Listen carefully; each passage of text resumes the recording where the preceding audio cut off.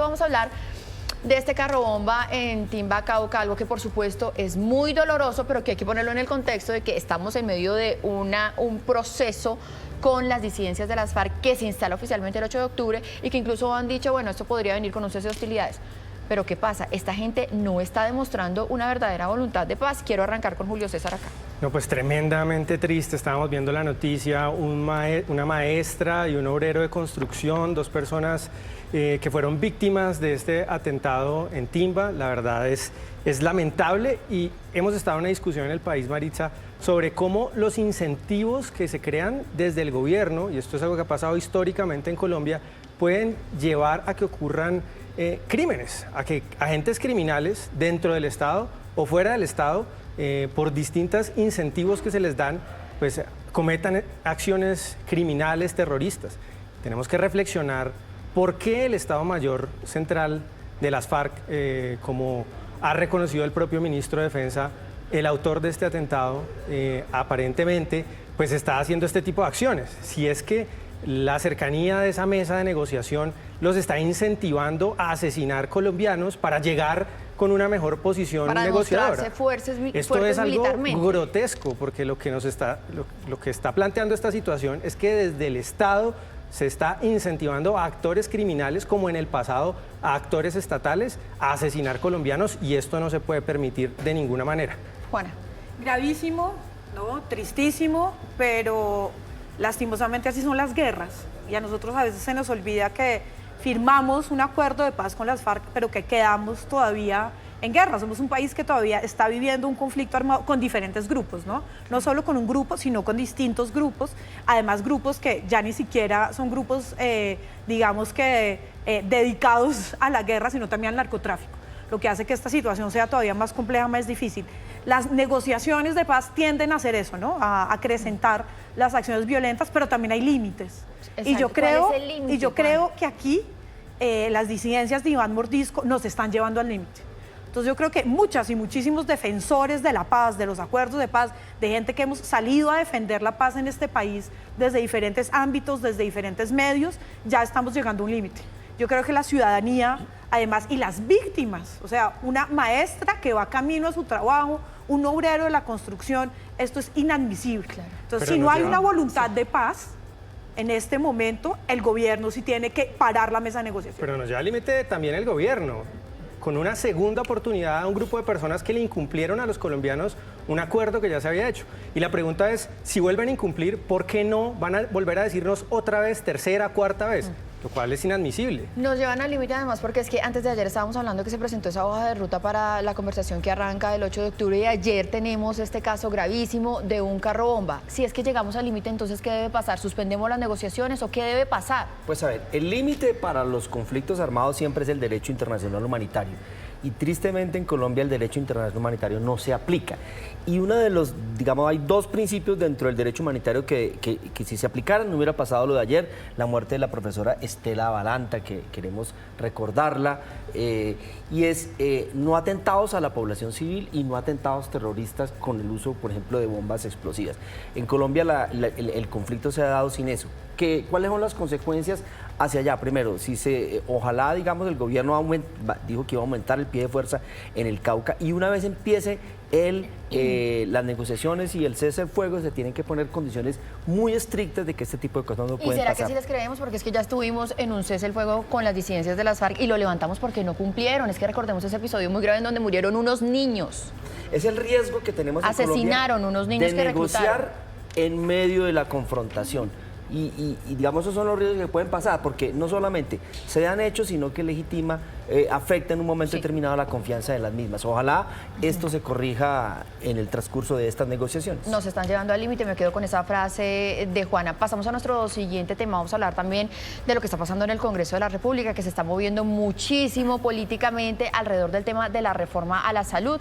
En las últimas horas el gobierno nacional, hay que decirlo, ganó una partida porque logró que se aprobara ese informe positivo de ponencia de la reforma a la salud y ayer además conformó esa subcomisión para redactar un texto que dicen que es como el texto del gran acuerdo, pero dejó por fuera a Catherine Miranda y a Catherine Jubinao, que son dos de las personas que sacaron adelante esta subcomisión.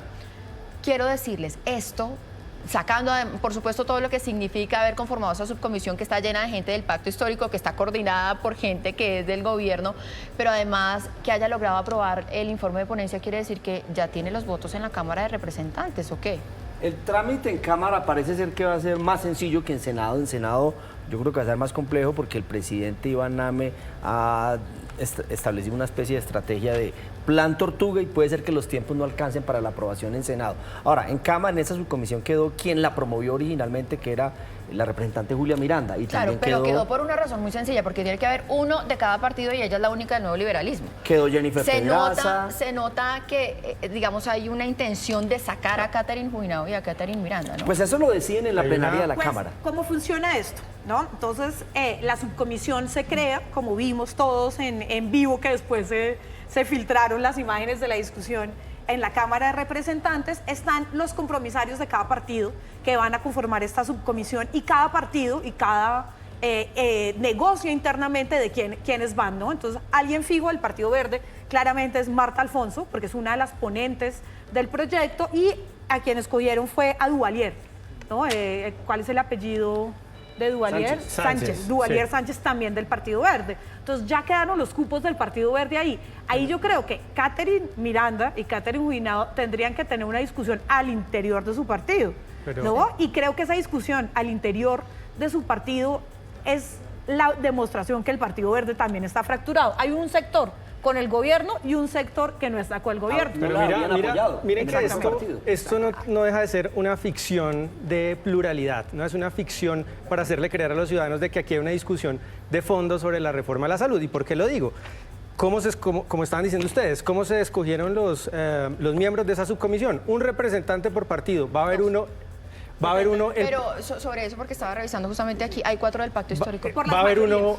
uno del Pacto Histórico, que es una miriada de organizaciones políticas, Unión Patriótica, Colombia Humana, que de esos hay 2 representantes, Comunes, Fuerza Ciudadana, etcétera, etcétera, etcétera. Con eso lograron que la gran mayoría de la comisión sean representantes del Pacto Histórico, y no solo eso, lo más descarado es que el partido de la U y el Partido Conservador, que al final van a ser las organizaciones que van a definir si pasa o no la reforma de la salud, escogieron los representantes que traicionaron el consenso dentro de sus partidos. El señor Gerardo Yepes del Partido Conservador, que tiene incluso tuvo una investigación ética en su partido por traicionar el consenso dentro de su partido, y el señor Camilo Esteban Ávila. Entonces, incluso los partidos medianamente críticos con la reforma de la salud escogieron las fichas dentro de la Cámara de Representantes más cercanas al gobierno.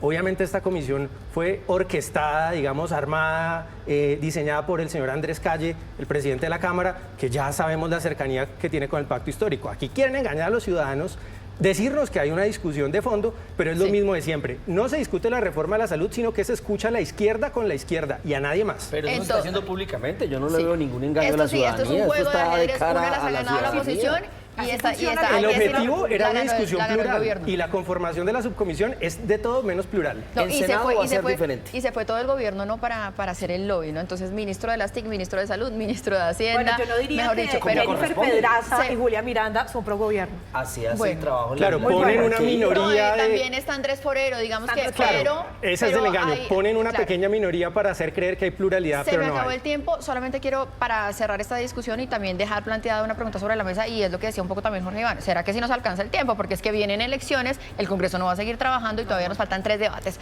Les decíamos que íbamos a hablar del tema del día sin carro, que es un día que ya está establecido por ley, un día que está establecido por ley en la ciudad, pero ya vamos en la segunda jornada de este año. ¿Es buena, es mala esta jornada? ¿Funciona o no funciona para el tema de la calidad del aire y para el otro propósito que dicen que es promover la movilidad alternativa? Señores panelistas. Pues yo me pregunto si realmente sirve, ¿no? Creo que esa es la gran pregunta, si tiene un impacto en la calidad del aire que respiramos los y las bogotanas, ya que según estudios recientes que además salieron aquí por RCN, en Bogotá perdemos 10 meses de vida quienes vivimos en esta ciudad y quienes respiramos este aire altamente contaminado por partículas finas. Tenemos una terrible calidad del aire. Entonces yo creo que el día sin carro al fin de cuentas no tiene un gran impacto en nuestras vidas, porque es un solo día, ¿no? El transporte público saturado el día de hoy, quienes contaminan enormemente son los vehículos de carga pesada, el transporte público, que lastimosamente no es una flota eléctrica, sino que es una flota contaminante, y al fin de cuentas pues no tiene un gran impacto en la vida de nosotros y nosotras. Lo que sí se crea es una gran oportunidad para que los candidatos y las candidatas a la alcaldía de Bogotá, bueno, candidatos, no hay candidatas, se me olvida, qué pesar, hagan propuestas de, más que una actividad pedagógica, es una propuestas relacionadas con la salud pública de nosotros, que perdemos días y meses de vida. Quiero preguntarle a Jorge Iván, que es el otro bogotano, y Julio César, que es un caleño que se trasladó para acá, a ver qué piensa de eso, pero arranquemos por Jorge Iván. Entonces, ¿genera más incomodidades que los beneficios que realmente genera este día sin carro? Bueno, yo soy un quindiano en Bogotá, ¿no? Ah, bueno, pero vive en Bogotá. Hace 30 Julio años. César, Julio César, yo vivo también en Bogotá, entonces me puedo sentir un poquito más bogotana. Es que Julio César sí no lo trajimos de Cali, ¿no? Pues a ver, tengo yo mi creo corazón que se roto. ha ido perdiendo el sentido original de ese día, que era como tomarse una pausa y hacer una reflexión sobre el impacto ambiental de la movilidad, sobre la búsqueda de movilidades alternativas como bicicleta, caminar un poco más, para lo cual hay que arreglar los andenes. Sí, y yo creo entonces que, estoy de acuerdo con Juan, el impacto, por ejemplo, en reducción ambiental es muy marginal y ya mañana otra vez vuelve y se contamina. Pero nosotros deberíamos Claro, movernos... y de hecho la gente que, por ejemplo, dice no salgo hoy porque es día Claro. sin carro, sale mañana. Nosotros deberíamos o sea, mañana movernos, se sobresatura claro, la movilidad. a un escenario que yo llamaría como el día sin carro permanente, y es generar incentivos de distinta índole, tributarios, de mejorar transporte público, para que las personas cada día tengan incentivos para no sacar su carro y moverse en bicicleta, en transporte público. Yo creo que se puede hacer Sí. fácilmente en las ciudades intermedias, Medellín, que tiene metro, y Bogotá debería moverse. Es decir, que cuando uno tenga la posibilidad incluso de sacar el carro porque no tiene pico ni placa, tenga los incentivos necesarios para decir, oiga, ¿sabe qué?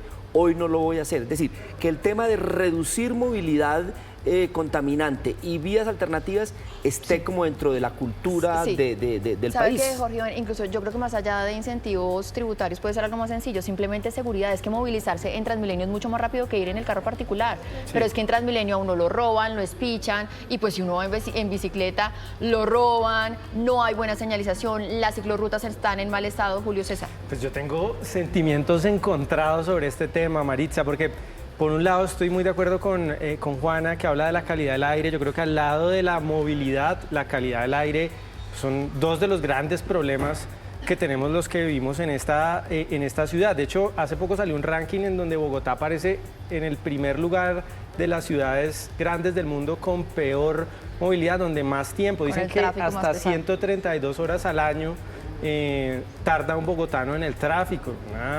Pues eso es, digamos, una afectación a la calidad de vida Los de niños los ciudadanos. en las mañanas, en las rutas, eso es terrible. Sí, Pierden 2 horas en la mañana y 2 horas en la tarde. Terrible. Pero a eso también, digamos, hay que sumarle que Bogotá ha avanzado mucho en el uso de la bicicleta. 1.5 millones salen a la ciclovía, 800.000 bogotanos usan la bicicleta todos los días. Me pregunto si esta fecha ha servido para que los ciudadanos se bajen del carro. Si es así, creo que hay que continuar, hay que evaluarlo. Bueno, pues vamos a ver una tarea que les queda para los candidatos y para el próximo alcalde.